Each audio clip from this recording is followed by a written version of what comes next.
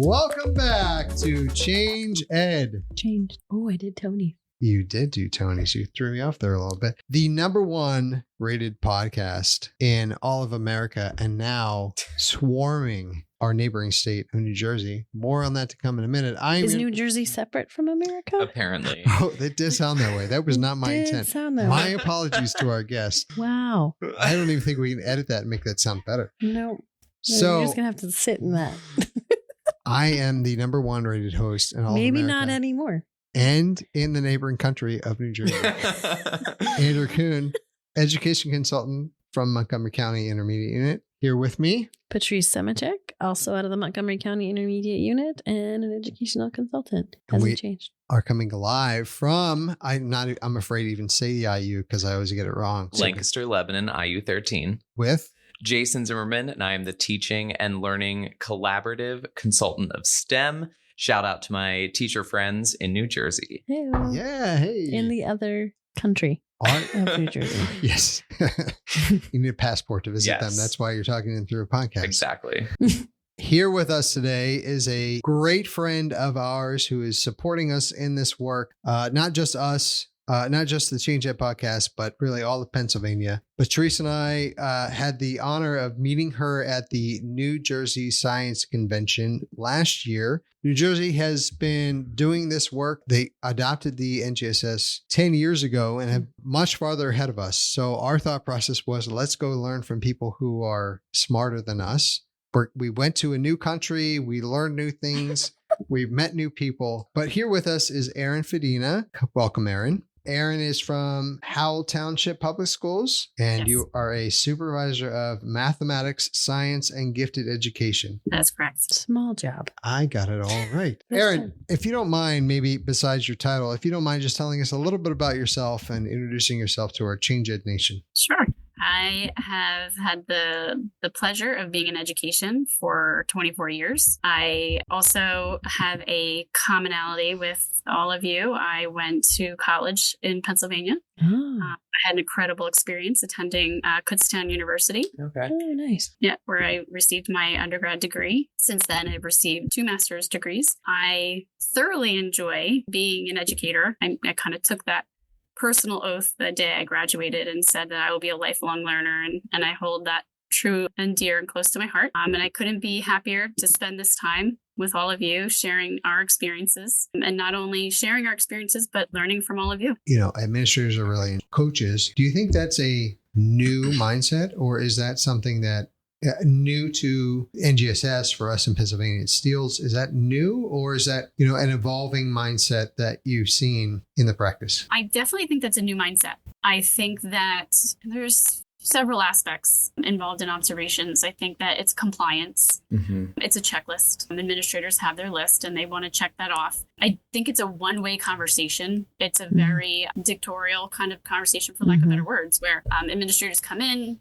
I noticed you weren't doing this. It's very accusatory. Punitive, yeah. Where we have to shift that. And it should sound more like the kind of conferencing we want to take place with our teachers to our students. Right. And I think that as administrators, if we don't start practicing what we preach, if we don't model those expectations, how do we expect teachers to model that for our children?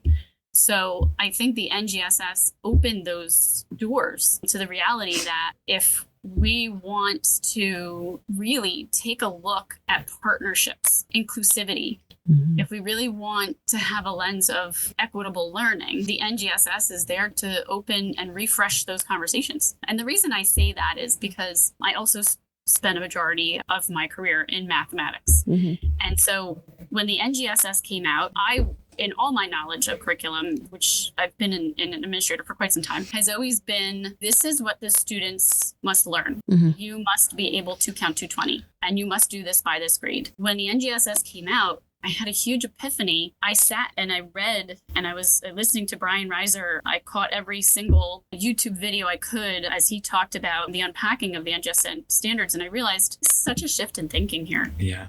We are not telling teachers, this is what you teach. Rather, we are saying, this is what the children are going to demonstrate their understanding in. And when you read the performance expectations, that's what that says. Right. So when we think about planning, we are essentially, we're doing like a UBD, thinking about what is the outcome we want our children to show, to represent, then what are the pathways we're going to take to do that? So that's where I kind of started with the teachers. And I said, if this performance expectation is saying that the student will be able to demonstrate understanding in whether it's modeling, whatever that performance expectation indicates, how are we going to set those experiences in the classroom so that they can represent that? What does that look like? What does that sound like? What does that feel like? And through those conversations, which took a lot of iterations, it was sloppy at first, but I like sloppy. I like that canvas that's messy. So that's what we did. And I found that through observations, I was able to have those conversations and say, this is great. You're recognizing that what a model used to look like may have been that shoebox. Yeah. But I like how you took that concept of developing a model and shifted it into saying to the students, how would you model this representation? What does this look like in your mind? Rather than me saying, here's a shoebox, make this fit. And so without having that administrative partnership to be able to sit and really think. And then the third part of that is the follow through. I can't just go in and say, okay, this is what I noticed. This is what's happening. I wish you could see this outer body experience about listening to the children speaking, seeing all of these layers come together. I can't say that without following through and saying, so where do you see yourself going next? Where do you see this learning? Where's this continuum in your mind? How could I help you? Where do you see you like to next year take this to another level? Does that mean inviting in a parent that happens to also work in R&D for Church and Dwight? That's research and development. Church and Dwight is Arm & Hammer. That's in New Jersey. Yeah. But just to give you an example, does that mean that maybe a parent's a veterinarian?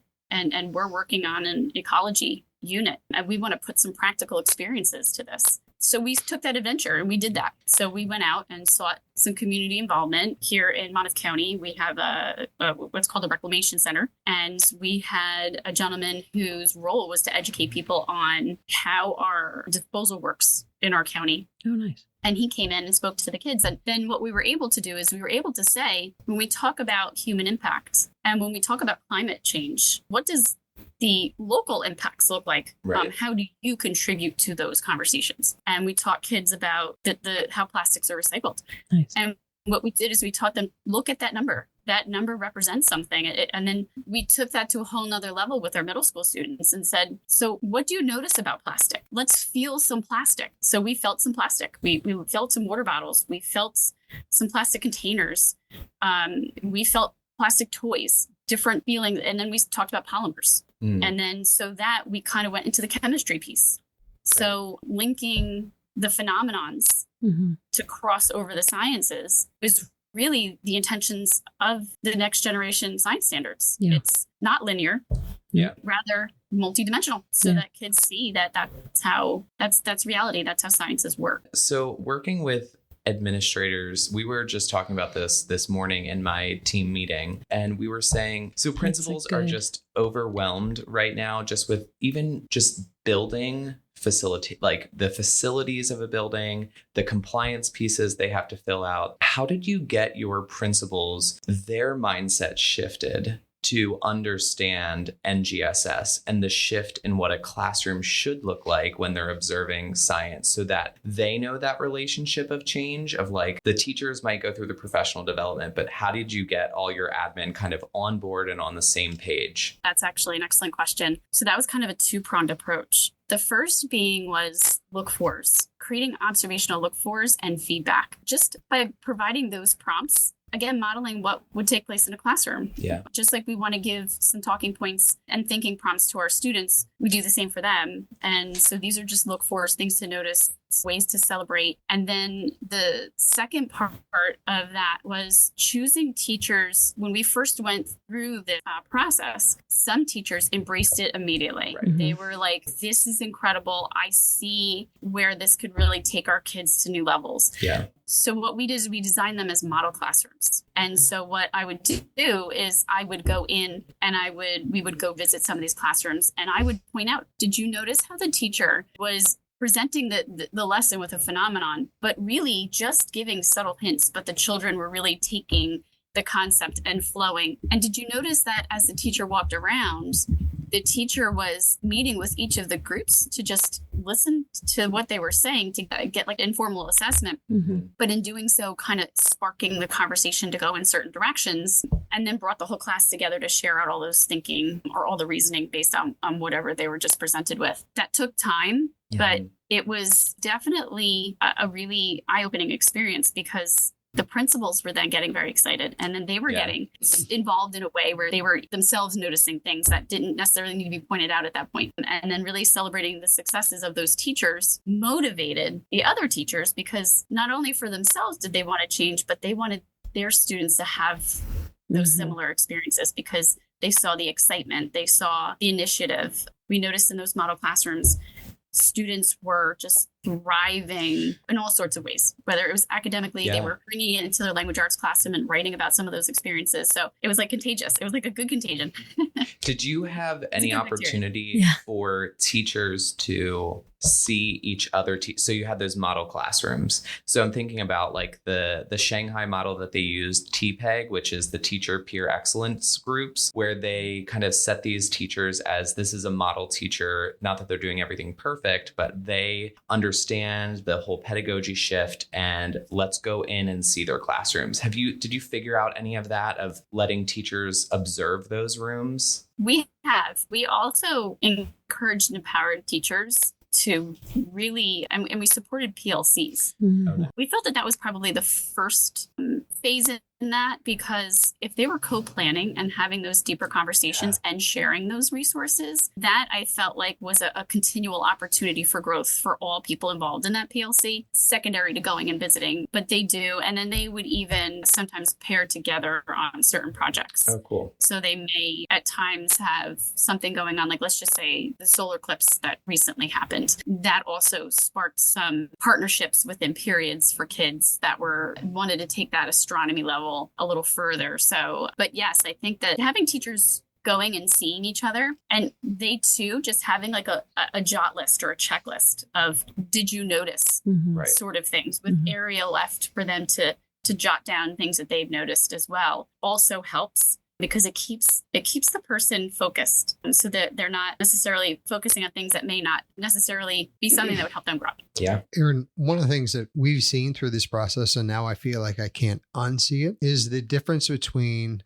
transactions and transformations. And so much of this learning and the instructional practices that we're talking about are about transformations, not about transactional learning. And through that process, even as you're talking, I'm like, wow, it just really solidifies it even further for me that this is about all of us slowing down, all of us asking questions, all of us being learners in this space, and how this impacts everyone, not just students, not just the educators, that we're all being impacted by this. And really, we're being asked to question almost everything, right? Like let's ask the hard questions. Let's ask the questions that we've never asked before. Why are we doing this? Why has it always been that way? Is that the most effective? And what is our barometer? How are we judging whether or not this was effective, or whether or not it was valuable, or whether or not it had a real impact? Because one of the things that we've been discussing a lot is if we're doing this right, we are actually building up lifelong learners, not just successful students in a unit or for a lesson or for our class, but for their entire lives. And that trajectory, well, it's something that I think we've always talked about in education. That trajectory looks very different, and my role looks very different as well. Yes, absolutely. I definitely think that in today's society, technology is such a contributory resource to learning. So what we want to do is we want to continue to foster kids wondering, keeping that curiosity. I can't say that enough. If we are not putting students in situations to be curious, they'll become complacent, right? They won't notice those things around them. They won't notice those changes. And I think the other key piece to this is when we talk about not just the modeling piece, so when we talk about the reasoning piece of the science standards, it's imperative that we have the conversations and we involve kids in the thinking about everything in life. There's an impact. So when we talk to the students about, like, for example, this is a lesson that Josh Langenberger had done several years ago. We were talking about different types of energy sources. And so at the time, a lot of residential homes were converting to solar energy. So students were excited about that. They felt that they were lessening the impact of utilizing gas as an energy, oil as an energy source, et cetera. So what the students were then given the task of, now that you've embraced solar energy, what do you do with those panels when they no longer work? What impact will those panels have on our environment? Right. Do you think they could be repurposed, or do you think that they are going to be another consumer of our landfills? Having kids think about, I often say, my parents always told me, and I think I get this wrong, this adage, but do you see the forest past the trees? Right. Do you see the consequences of these conveniences? So I think that when we're teaching the standards, when we expect the students to really engage in those cognitively complex tasks, that really means, are they thinking about all of the systems? And that's why I love that component. Yeah. I love that system component of the standards, because we have to see everything like a system, whether it's a political system, a school system, an ecosystem. And that's all takes place through conversations. Yep. You can't learn that in a book. Have you seen an impact at all in the 10 years that you've been doing NGSS? I don't know what tracking looks like for students that graduate, things like that. But have you seen any trend in more students going towards STEM careers because of kind of the shift? I mean, who knows necessarily the exact cause, but it could be potentially some correlation to NGSS. But have you seen that at all? Yes, for sure. And the reason we know that is because students have come back and have shared. I always enjoyed science, but because of the experiences that were given to me, I chose a career in that pathway. But I do have to say, a lot of that was because of the community engagement. We had classes that Skyped, and this was before COVID. Yeah. So we Skyped with a marine biologist in Antarctica, and the kids saw the work that was taking place with the penguins. Yeah. That's something that I very much empowered the teachers. If you want students to have that real life application, you have to share those real life experiences with them. We had students who were just so moved by after that recycling conversation that they met with, we actually had the town council come to the middle school and had a conversation about policy and taught the kids, if you feel that passionate, this is how you go about that. And so they were able to write in policy. We were also able to discover that our town was not necessarily abiding by some of the current policies. So the kids felt really good about bringing that to the attention of business owners, and we were able to correct some of that. So I think that's a key piece, is just bringing in those experiences so that they see, when we talk about this, kind of like that forest and tree analogy, when you learn about this is the outcome. Nice. Erin, this has been fantastic. And because we know we're going to now have thousands of subscribers from New Jersey, we want to give you a gift, which is the second to last final thought for the podcast. Such a gift. Only for New Jersey. It's such a gift. And is there something we've said a lot of great things. I have more than a page of notes here from the things that you've shared, but something you might maybe didn't get to mention, or you just want to put an exclamation mark at the end of it and say, make sure you walk out on this. Mic drop. I would say, stay curious. That's my 2 words. Stay curious. I love it. Well, thank you so much for taking the time, for being so committed, not only here, but you came out to the expo, the Steels Expo that we hosted on a day off with Josh Langenberger, also a day off. You both came out because you're so committed to this and to supporting others as we shift to embracing NGSS and what that looks like on all fronts. So thank you for doing that. And on behalf of the entire Change Ed team, here is my final closing thought. And it's this. Now, this is a complete reset that we should be asking the questions that we've always wanted to ask, the ones that you've been holding on to, even back from when we started as educators. We should be asking those questions with this reset mindset. And it's important for us to remember that this is a shift for everyone, not just a shift for some people. Everyone is included in that shift. Thank you for tuning in, for listening, being so dedicated and committed. Welcome to our thousands of adoring fans from New Jersey. Please remember to subscribe and share with literally everyone. Literally everyone. Yeah. Everyone. Okay. Last word. Stop it. Last word.